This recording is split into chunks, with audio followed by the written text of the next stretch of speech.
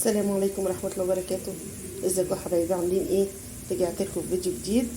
ايه طبعا اكله انا كلنا بنحتار احنا نعمل ايه كل يوم، فانا هبقى معاكم يوم بعد يوم كده ان شاء الله، او لو امكن هبقى معاكم كل يوم واقول لكم ايه اللي احنا ممكن نعمله النهارده او فكره جديده نعملها النهارده انا معايا فكره اكله جديده كده. كلنا اكيد يعني عندنا الحاجات دي اكيد في البيت وبسيطه وسهله. النهارده عندنا انا هنا كده بشرت بصلتين اهم، وعندي هنا ميه مكرونه اقلام هغليها اهي، وهوريكم. خليكم معايا بقى اوريكم هنعمل ايه النهارده الاكل بتاعنا النهارده. انا عندي هنا بانيه قطعته كده قطع زي ما انتم شايفين كده عشوائيه، والله قطع عشوائيه انا جايباها بصراحه عشان اقليه، بس قلت ايه جديد في الاكل النهارده نجدد كده ونعمل حاجه جديده. ده بانيه كده مقطعاه كان عندي في الفريزر وقطعته قطع زي ما انتم شايفين كده، وعندي هنا صلصه زي ما انتم شايفينها كده اهي، برده كنت مسبكاها مفرزاها وحطاها في الفريزر، وانا كنت عاملاها معاكم قبل كده في القناه. فانا طلعت كده زي ما قلت لكم، وعملت بشرت بصلتين وحطيت عليهم معلقتين زيت ومكرونه اقلام. هنعمل النهارده معانا كل ده كده، وتعالوا نشوفوا مع بعض هنعمله ازاي. البصلتين اهم، انا بس مش عايزاهم اكتر من انهم يصفروا، وابتدي احط عليهم البانيه والمكونات اللي عندي كلها. يا حبايبي حطيت البانيه اللي انا قطعته قدامكم، اللي قلت لكم ان انا قطعته قطع عشوائيه، اي قطع عايزين تقطعوها يعني بالطول مربعات مش فارقه. بس يا حبايبي عندي هنا كيسين مكرونه انا عملتهم، برضو كل واحد بيعمل حسب افراد اسرته. هنا اهو كده كيسين مكرونه اللي زي ما انتم شايفينها كده، وهنا بقى البانيه زي ما قلت لكم قطعوه زي ما انتم عايزين، مكعبات شرايح طويله اللي انتم عايزينه. بعد ما بتصفر البصلايه بتحطوه وتسيبوه كده شويه. وانا بكون هنا عامله ايه، عندي عامله قرنين فلفل، واحد حار وواحد رومي اهو زي ما انتم شايفينهم كده. هيبتدي بس البانيه يدخل شويه مع البصلايه، يتقلب شويه مع البصلايه، وابتدي احط الفلفل، وبعدين احط الطماطم اللي قلت لكم عليها اهي. خليكم معايا. بصوا يا حبايبي زي ما قلت لكم اهو، ابتدي احط بقى التوابل بتاعتي، توابل بسيطه جدا.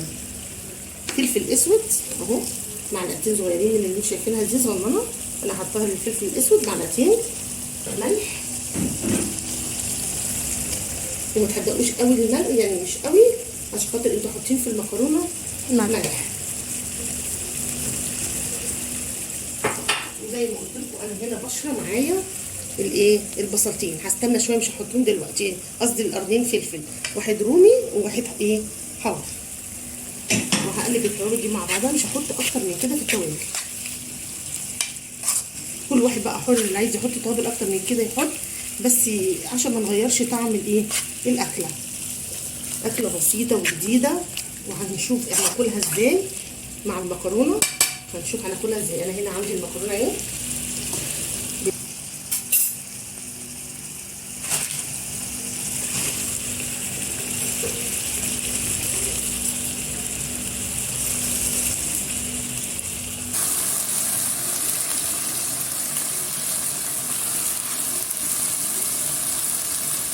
نزلت زي ما قلت لكم الفلفل اهو، هقلبه برده تقلبتين مع البانيه، ونبتدي نحط الصلصه. انا حطيت الصلصه اهي زي ما انتم شايفين كده مع البانيه مع البصل مع الفلفل، وكله هيضرب في بعضه. واوريكم برده، خليكم معايا نشوف هناكلها ازاي مع المكرونه.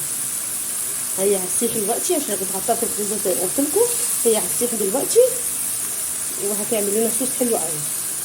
بصوا يا حبايبي زي ما قلت لكم اهي بتبتدي تسيح الصلصه وكله بقى يضرب في بعضه. بصوا هي بتبتدي تسيح مع نفسها، انا لا حطيت ميه ولا حطيت اي حاجه خالص، انا مش عايزه اكتر من ان الصلصه بس تسيح. والمكرونه الناحيه التانيه بتتسلق. المكرونه اهي اتسلقت معانا وانا صفيتها اهي زي ما انتم شايفينها كده، مكرونه سليق، مكرونه عادي خالص، ميه وملح وحبه زيت صغيرين بس مش اكتر من كده اهي. بص الدخنه طالعه ازاي، بس انا مصفيها في قلب الحوض في قلب حله. تعالوا بقى نشوف معانا ايه البانيه اخباره ايه. خلاص بقى انا كده البانيه الصلصه ساحت اهي زي ما قلت لكم، لاني انا مسبكاها شايلاها مسبكه كده خلاص ساحت. والله مش عارفه اقول لكم الريحه عامله ازاي والطعم عامل ازاي. هنحط بقى المكرونه ونشوف هنعمل ايه. خليكم معايا ونشوف هناكلها ازاي مع المكرونه. بصوا حبايبي، انا غرفت المكرونه في قلب طبق بيضه خالص، ورحت حاطه عليها انت ما تقلقوش دي حته قرن فلفل. بصوا اهو، وجبت معلقه البانيه بقى بالصلصه بالصوص كله، ورحت حاطاهم فوق الوش ونقلب بقى وناكل. وهنا على جنب كده اهي انا غرفتها لوحدها اهي. بصوا المنظر جميل ازاي، شايفين؟ وبالهنا والشفا، واكله جديده.